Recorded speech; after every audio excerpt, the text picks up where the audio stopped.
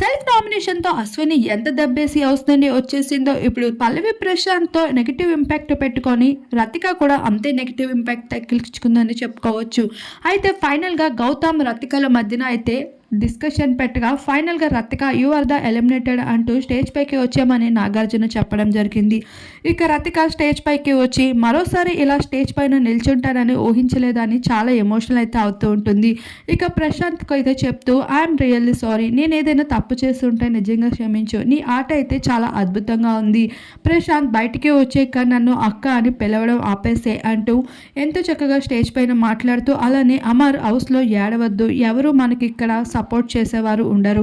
ఆ రోజు నీకు కెప్టెన్సీలో నేను సపోర్ట్ చేయలేదని అనుకోకు, నేను ఓన్లీ టాస్క్ వర్కే చేశాను అంటూ ప్రతి ఒక్కరికి కూడా తను చేసిన తప్పుల్ని మరొకసారి చెప్తూ అయితే ఎమోషనల్ అవుతూ హౌస్ నుండి వెళ్ళిపోయింది.